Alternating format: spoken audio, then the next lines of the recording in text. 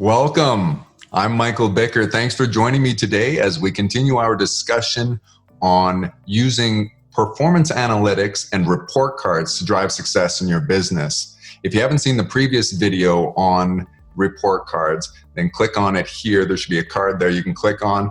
And we're going to cover a lot of the same items today. We're going to review using some visual displays and multimedia presentation as I share my screen and display a sample of a report card. But there's going to be some new material as well, so both videos should provide value to you. Okay, so let's jump into it. Remember, by the way, if you haven't got a pen and paper handy, just pause the video now, grab that, and make a commitment to yourself that you will take down an actionable item, and after the video, you will implement something in your business today. We always want to implement some sort of improvement and drive our business forward. Okay, so I'm not sure if the recording is going to have the thumbnail recording of me obstructing part of the report card. I can move it around on my screen, but I don't think it actually impacts what happens on the recording. So I apologize if it's obstructing something, but bear in mind, this is just a sample report card anyway. There's probably some relevant metrics in here that you might want to glean some ideas from, but the last time we spoke about report cards, we said you should have a report card for your business, and as the business owner, the general manager, the entrepreneur, you may consider that the business report card and your personal report card are one and the same. And we said then departmentally, you might break it out. Each manager may have a report card, and the department's report card and the manager report card can be one and the same. And we also said you can add a few extra things that's based on the individual. I'm not going to review all that stuff. And then, of course, you have to have a report card for every individual member of the team as well. And even if it doesn't matter if you have 500 employees, if you have one employee, everybody needs to have some way of monitoring and measuring how they're performing. And it's really important. I think it's maybe even more important, if that is possible, that a small operation with just one or two people, you have to have a performance evaluation tool like a report card that you review daily, because it's so critical that you keep on task. In larger organizations, you could argue that people can become distracted and there's other team members filling in and making sure that things run smoothly. But when you have a small operation, everything's dependent on you. It's very common for things to fall through the cracks, things that you should be doing. And that's where a report card is so critical. So we said that creation of a report card should start with a role description. And you need to have a role description for yourself. As the general manager, you need to have a role description for each individual team member.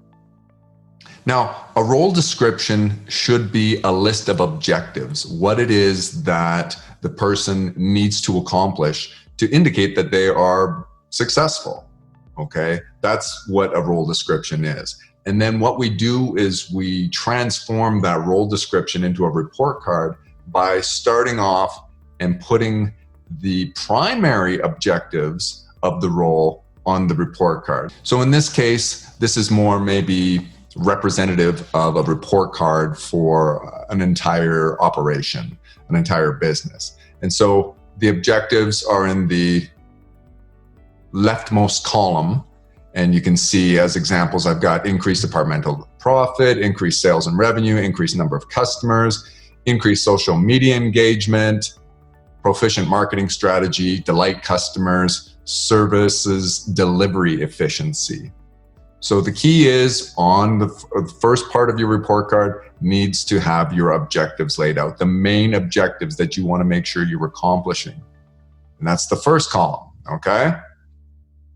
Next, we have the metric column. So these are the measurements or a description written here of the metrics that you're going to measure. And these measurements will be conducive to the accomplishment of the objective. So for every group of measurements within the category of a particular objective, the metrics should lead to the accomplishment of the objective. Hopefully that's pretty clear. And it's perfectly fine and very normal to have multiple different things that you measure to ascertain whether or not you're accomplishing the objective. Okay, so you can see that I've got, under increased departmental profit, I've got 3 different metrics I might want to take a look at. And sometimes the metrics are very similar, but they're measured slightly differently, whether it's percentage-wise or dollar-wise, increases over time. But the key here is try to think of what things indicate that the objective is successfully being accomplished, or what would indicate that they are not. Although the screen is filled with a lot of data and a lot of information, it's actually very simple to follow along, and it's something that is critical for you in your business to look at on an ongoing basis.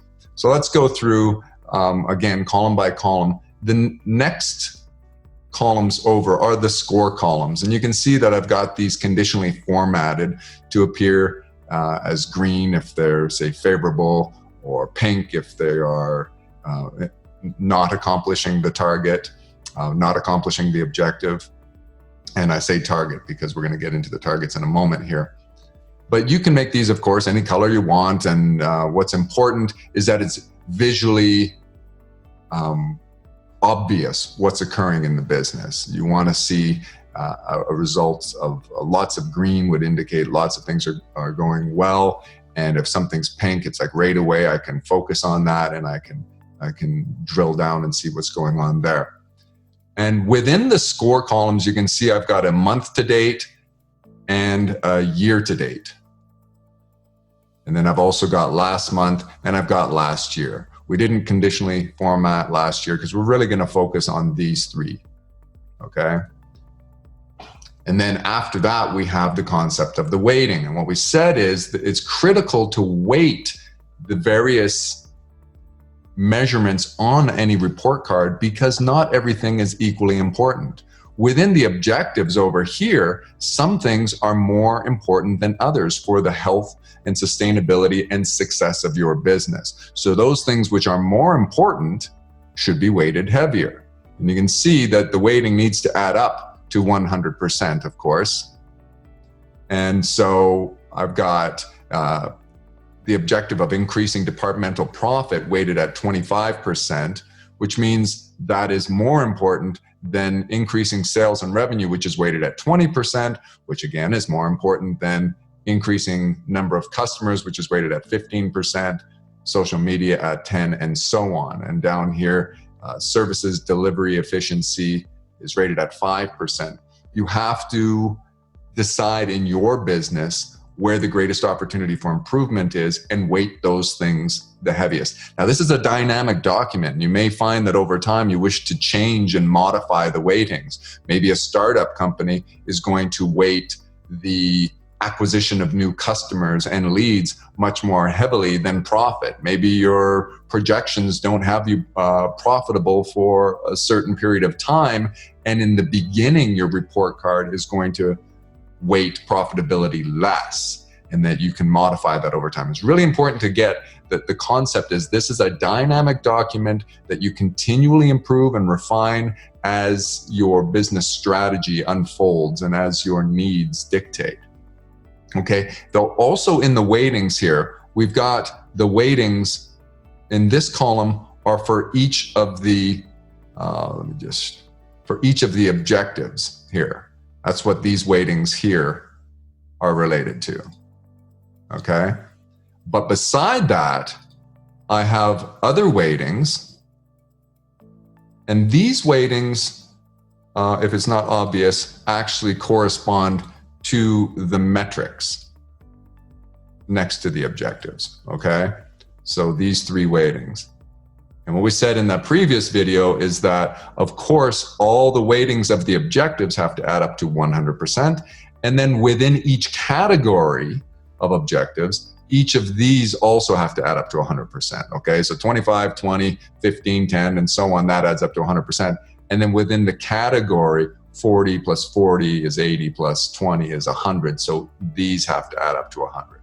Okay. Hopefully that mathematically makes logical sense to you. You have to have weightings not only for your objectives, but within the category, you have to have weightings. So let's take a look at increasing the number of customers. And we said that that's weighted at 15% on the overall report card as an objective.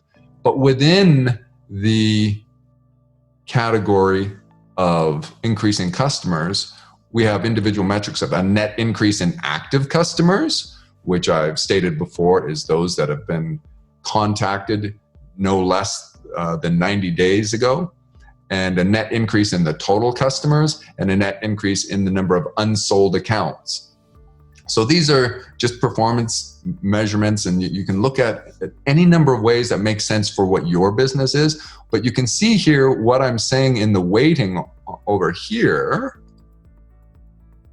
is that the increase in active customers is weighted at 50% of the entire category, where the other two, total customers and unsold accounts, are weighted at 25% each, which is saying, in my business, I want to make sure that I have a net increase in active customers, most importantly, but I also want to have a net increase in total customers and unsold accounts, even if they're inactive, and but they're going to be weighted less. Okay, so the key is every category, all the metrics have to have a weighting, and then each objective has to have a weighting, and each of those have to add up to 100%. Make sure in the comments, if you have any questions about this, let me know. I'll try to clarify. If you want us to put this together for you, for every person on your team, for your managers, for the entire business, we can do that for you. Moving along is after the weightings, is the actual target. Now the targets are very important, and these targets, if you look at them, they might not make much sense because I just threw some numbers down for now. But what you have to do when establishing a target, it's not arbitrary. In fact, what we always want to do is try to improve our business, of course. And so what targets are often based on is our history and improvement over our historical performance. So if you had a net increase in active customers percentage-wise of 10% historically, you might say, well, I want a greater increase than 10% as just an example. If you happen to have some intelligence some intel into your competitive market, and you know what's going on there, you may also have targets that include beating your competition, like maybe market share, that kind of stuff. And if you have some reports and data that you can rely on, then it's perfectly fine to have a target that's based upon outperforming the competition. But typically it's either outperforming the competition, much more commonly is outperforming your historical average. So sit with your other stakeholders and come up with targets that are achievable, realistic, and that they push you outside of your comfort zone and you improve. Okay, so that's what this column's all about. And you can see I've got the target as being greater than a number or less than a number sometimes. And they can be percentages. The targets can be based on any way of measuring things. It depends on the metric description. Like it might be a time frame, so you're measuring in duration, as I have right here. You might be measuring as a percentage. You might be measuring as just a straight number, and you could be measuring as a dollar figure, although I don't see any dollar figures on the screen right there. So bear that in mind as you create your targets, and they'll just be relevant as to what your metric description is. And then the final columns are all about plugging in your actual data. Okay, so your month-to-date data, your year-to-date data, last month and last year. A real important point is, well, where does this data come from?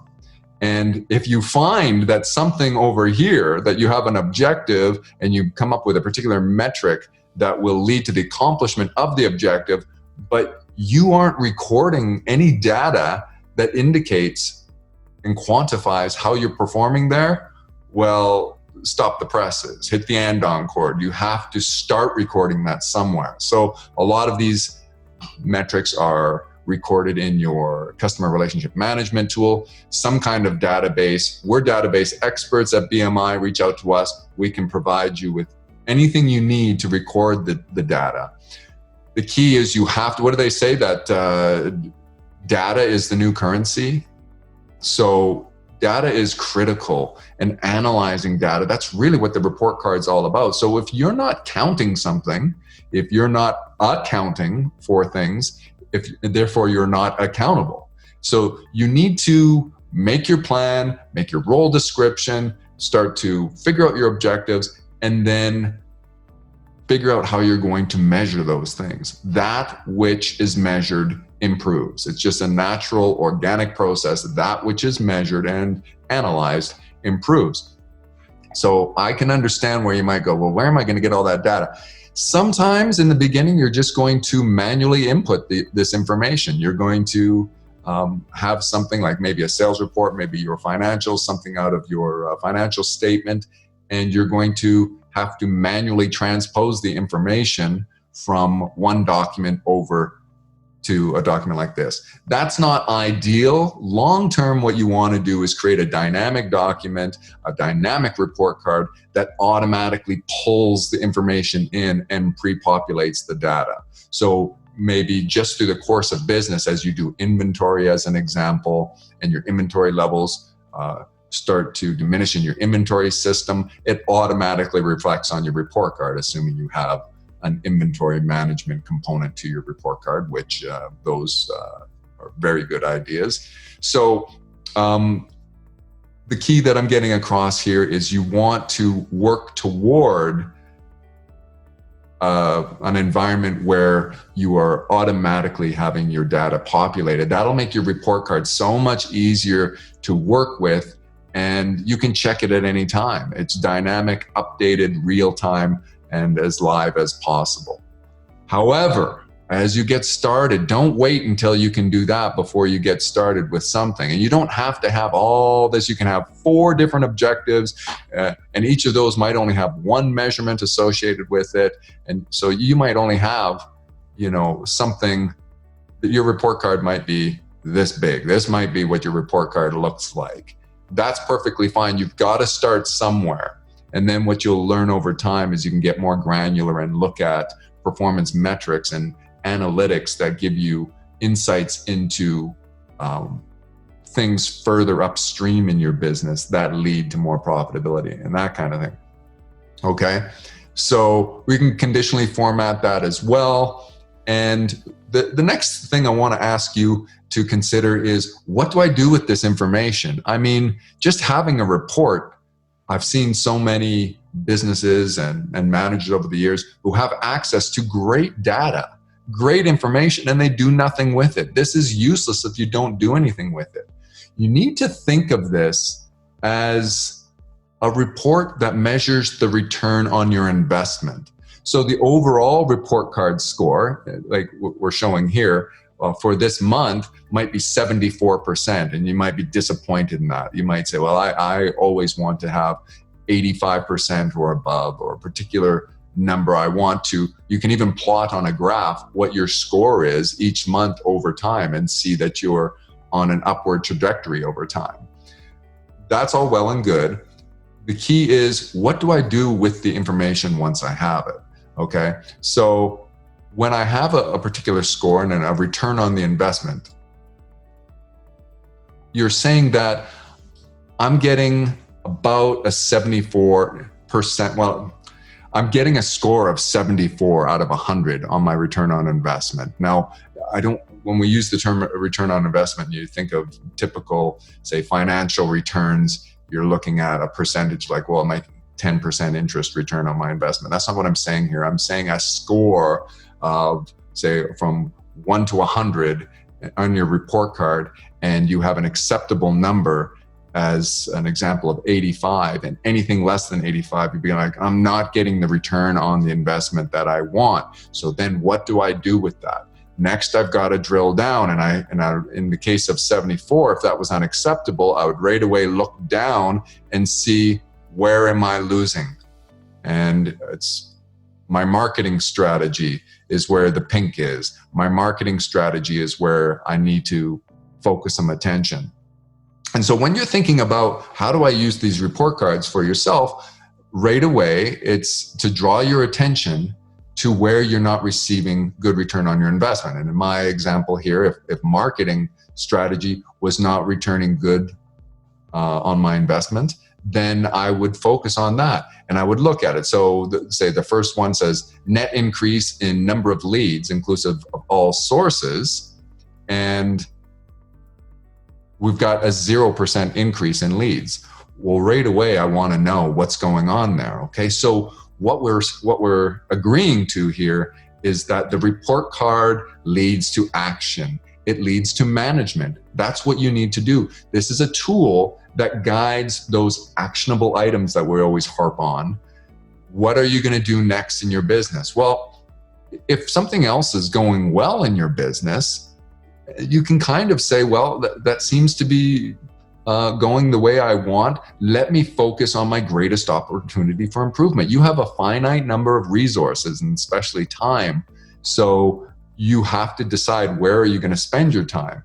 Spend your time on those things which are going to result in the greatest opportunity for improvement, the greatest return on your investment. And the report card's meant to guide you in that direction. We also discussed in the previous video that there are two critically important things regarding report card data. When you put these measurements in here, it has to be relevant. So the metric has to be relevant to the person that it's measuring. You don't want to have something like, if you have somebody who has no impact on your frontline customers and you are giving them a score on the business's customer ratings and customer experience scores, that person might challenge you and say, is that really relevant to my report card? The other thing, in addition to relevance, is accuracy. So the data that goes in, if you found out, like you see this 0 here as an example, and you say, that doesn't ring true to me at all. It feels like we actually had a great increase in the number of customers. Then what you want to do is you want to explore, where did the data come from? And, I've entered some numbers here, 0, 12, 2, and 0 here.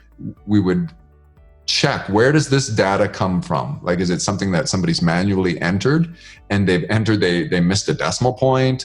Or is it being pulled from another spreadsheet or somewhere else in the database? And you go in and you look and you want to see, is it just a data entry error? Is there something wrong with a formula? All these things can happen on these tools. So you want to make sure that the data is both on your report card is both relevant and accurate. And assuming it's accurate, then the next thing you do is you take action. You have to start to brainstorm with various stakeholders involved in that particular area. So if you had a manager who was handling your marketing strategy, or you had a third-party agency such as BMI's marketing working on your marketing for you, you'd get together with them and you'd say, the return on my marketing investment is, on my report card, insufficient, it's unacceptable, unsatisfactory. And then you put your heads together and you figure out why and what changes are necessary. And sometimes there's not a big change necessary. It may be that, like we said, it may be that the data is incorrect, or it could be that not a sufficient sample of time is included to really reflect the strategy that was originally agreed to. Those types of things need to be considered. But you can see the point is that what this leads to is discussion, management. And I always talk about running a business. Management occurs between the ears, okay? It's all in your head. You need to apply your intelligence, and you need to communicate well and collaborate with all the stakeholders to come up with the best solutions to affect change, positive change in your business, to affect positive changes on your report card, which should be a reflection of what's going on in your business. If this is a report card not for your overall business or a specific department, but it's for an individual, then you might want to spend some time thinking, well, how else will we use this report card? Is this report card in some way going to be tied to their remuneration, their pay plan? Is this in some way going to result in special rewards or perks or privileges, praise? The number one thing that people are looking for is positive feedback from their employer. And so make sure that you're using opportunities like somebody having outstanding performance on a report card, on these analytics, as an opportunity to praise them. As they say, try to catch people doing the right thing and then celebrate that success, especially in front of their peers. And if there's a way that, maybe you give them a card, there's any number of, we can cover that in another video. But today, I just want you to think about, well, how am I going to use these report cards to affect change with individuals? Remember, this is about developing your people to get the most out of them, to develop your departments to get the most out of your departments, to develop your business and get the most out of the business. And it's always about, well, what am I going to do with this information? I'm going to explore, I'm going to dig in a little bit. And of course, there's probably some consequences if a person is underperforming. However, when I have that other video, and again, we'll link to it in the corner here, about accountability, and we talked about the 3 strikes. I don't think you want to use necessarily the report card as part of that 3-strike policy.